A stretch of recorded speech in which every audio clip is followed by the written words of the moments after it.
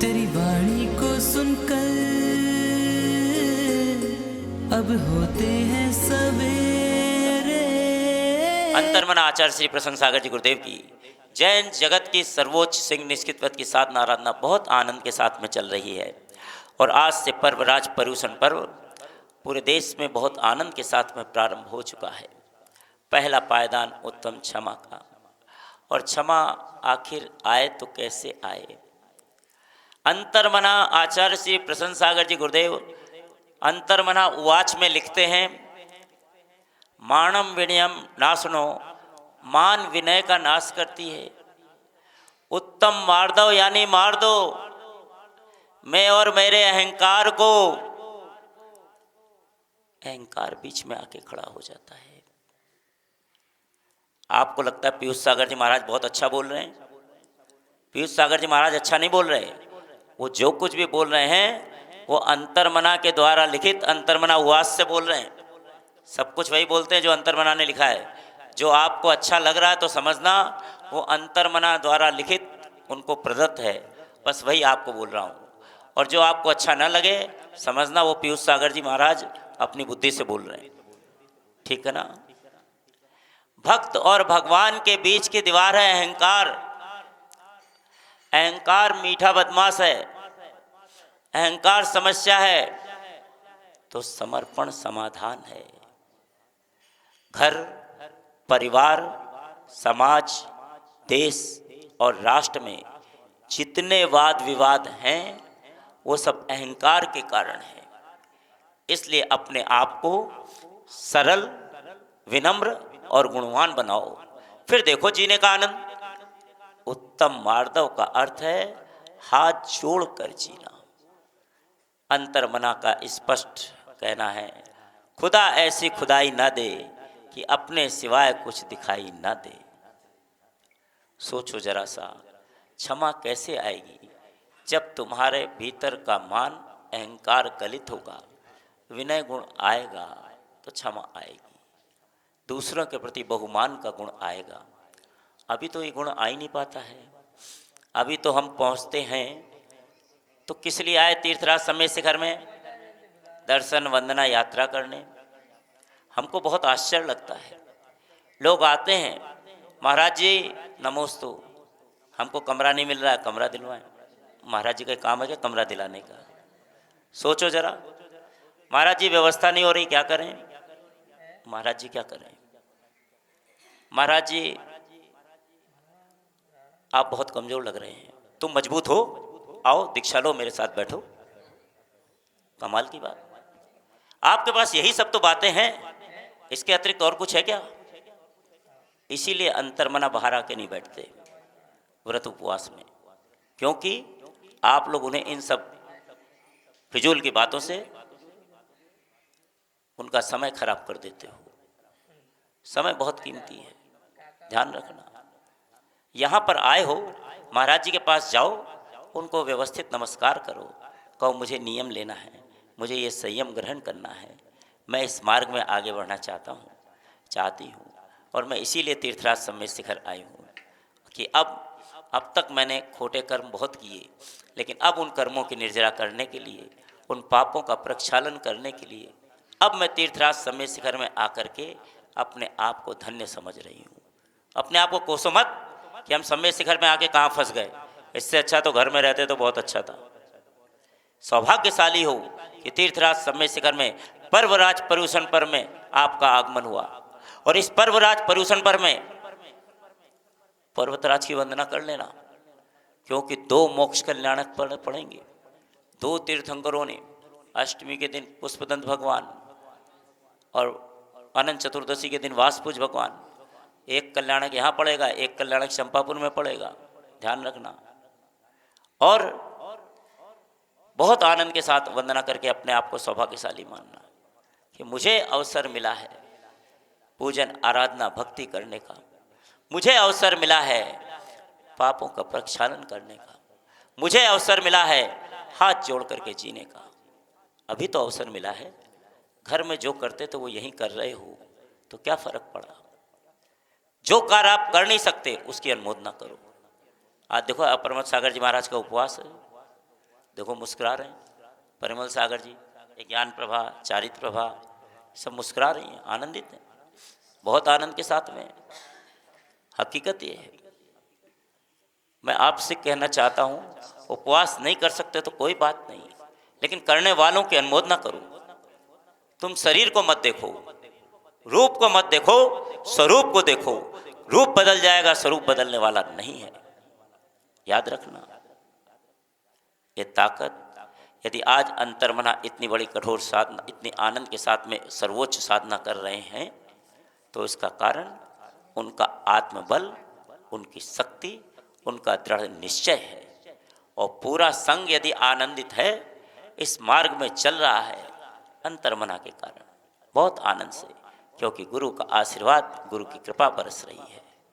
हकीकत ये है, हमारी कोई क्षमताएं नहीं है, लेकिन गुरुदेव का आशीर्वाद है तो यात्राएं आनंद से तय हो जाती हैं। यहाँ पर जितने लोग आते हैं यही तो पूछते हैं, साता है महाराज जी? अरे साता होगी तो तुम क्या करोगे, ये बताओ मुझे। तुम तो ये बोलो कि महाराज जी हम भी उपवास करना चाहते हैं, उपवास नहीं करें तो हम 2 घंटे का मौन रखेंगे। मौन नहीं रखें, हम यहाँ पूजा में आके मध्याह्न में 1 बजे से 4:30 तक बैठेंगे, निश्चित बैठेंगे। हम प्रातः की आराधना में आएंगे, हम शाम की गुरु भक्ति में आएंगे, हम कोई शिकायत नहीं करेंगे, हम जैसा होगा एडजस्ट करेंगे, इतना तो करेंगे। हम अपनी वाणी व्यवहार को संभाल के रखेंगे, हम किसी भी दशा में गुस्सा नहीं करेंगे, हम चिल्ला चिल्ली नहीं करेंगे, बल्कि जो है उसको स्वीकारेंगे और आनंद पूर्वक अपने जीवन निर्वाह करेंगे। इतना तो कर सकते हैं। जब तक तीर्थराज सम्मेद शिखर में हैं तब तक इतना कर लेना, तो समझना तुम्हारा जीवन सफल हो जाएगा, तुम्हारे भीतर क्षमा का गुण आने लग जाएगा। अभी क्षमा बहुत दूर है। किसी का नाम तो क्षमा नहीं, कहते क्षमा मेरे, वो कह रहे क्षमा मेरे पास ही रहती है। हेमन तरजा कहते हैं क्षमा मेरे पास ही रहती है कि नहीं? किसी का नाम क्षमा हो, कहते क्षमा पास में रहती है। वो क्षमा तुम्हारे पास में रह सकती है, लेकिन तुम चिल्ला चिल्ली करना बंद कर दो, अपनी वाणी और व्यवहार को संभाल के रखो।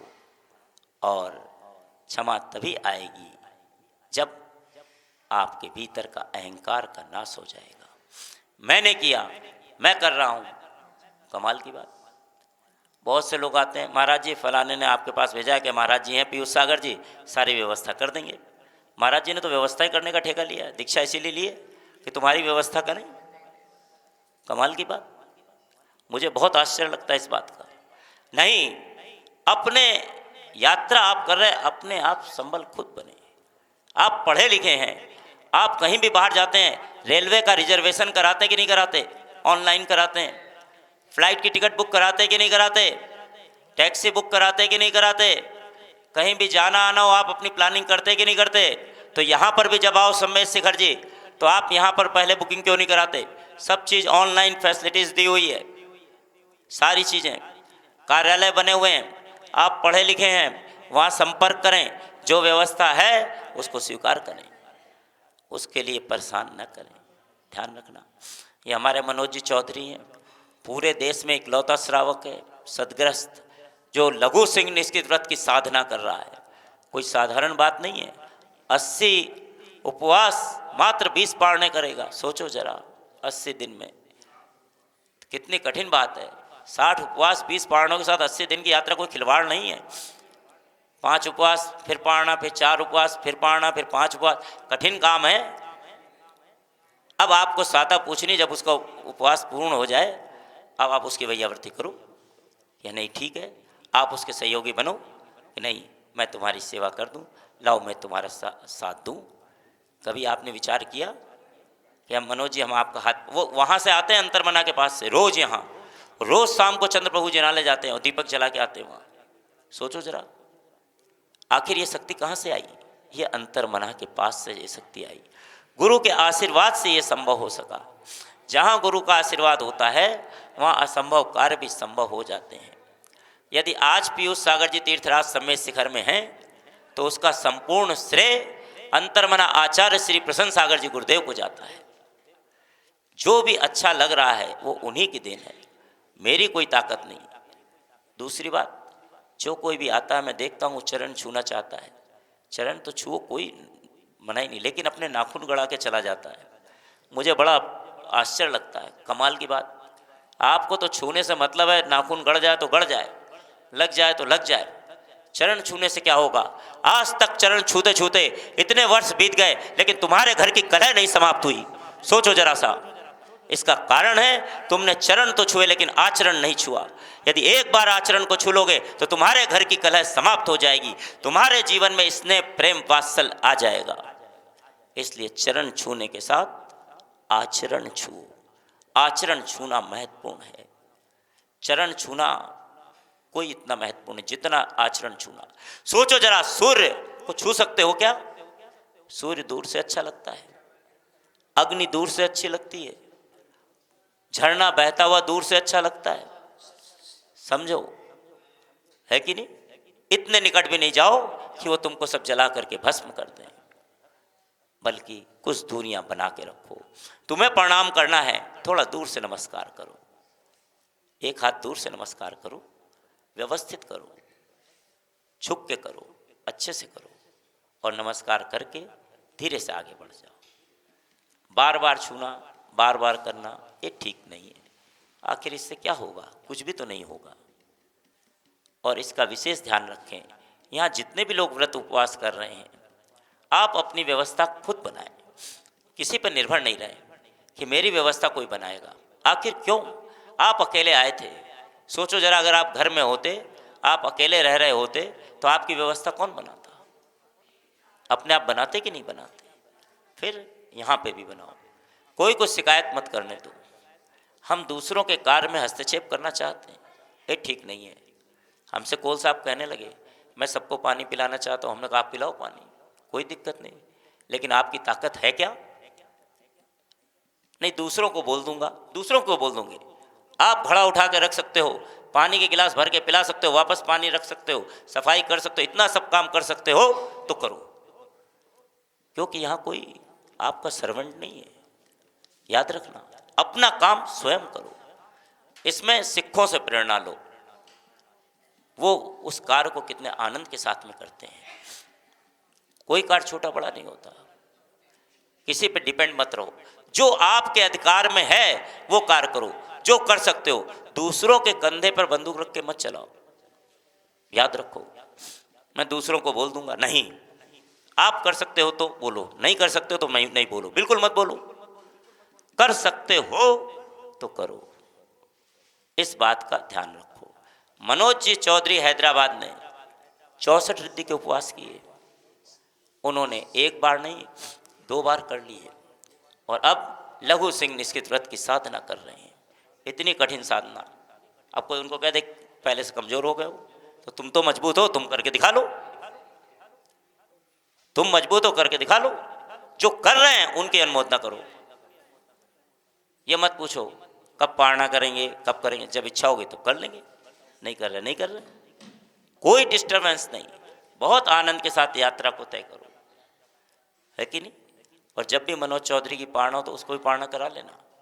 कम से कम एक पूरे देश में ऐसा सदग्रस्त सावक है जो इतनी बड़ी साधना को कर रहा है। कमजोर नहीं है कहीं से भी, वो हर चीज़ से मजबूत है। ऐसे मकानों में रहता है, ऐसी बिल्डिंग में जिसमें हेलीकॉप्टर उतरते हैं। ऐसे एक बिल्डिंग नहीं, ऐसी 3 बिल्डिंगों में उसके 3 4 फ्लैट है, समझो। और मामा जी तो उसमें गए थे प्लेन में बैठ के, बोले वो तो उतरा नहीं तो मैं वहीं उतर जाता। हकीकत है। अच्छे कार्य की अनुमोदना करनी चाहिए। उत्तम मार दो, यानी मार दो मैं और मेरे अहंकार को। मेरा अहंकार है, मैं कर रहा हूं। मैं कौन होता हूं करने वाला? होता स्वयं जगत प्रणाम, मैं जग का करता क्या काम। मैं नहीं हूं, सब काम स्वयं हो रहा है, मैं तो निमित्त मात्र हूं। बस अंतर्मना का, आचार्य श्री का, गुरुदेव का निमित्त मिला, कमल खिल उठा, निमित्त मिला, इन सब की दीक्षाएं हो गई, निमित्त मिला, तीर्थराज समय शिखर आ गए, निमित्त मिला, उनकी व्रत साधना आराधना में लोग व्रत साधना आराधना करने लग गए। सूर्य उदित होता बहुत दूर, लेकिन सरोवर में खिले हुए, सरोवर में लगे हुए कमल खिल जाते हैं। सूर्य की किरणों को पा करके। तो इसी तरह हम गुरु के चरण छू पाएँ न छू पाएँ, लेकिन हम उनके यदि आचरण को छू लेते हैं तो हमारे भीतर का भी कमल खिल जाएगा। हमारे भीतर यदि विनय गुण आ जाए, हमारा अहंकार तिरोहित हो जाए, तो समझना हमने उनके आचरण को छुआ है, तब हमने उन्हें सच्चा नमस्कार किया है। अन्यथा नमस्कार तुम चरण छूते रहो, उससे कुछ होने वाला नहीं है। ठीक है, बहुत आनंद के साथ में एक कदम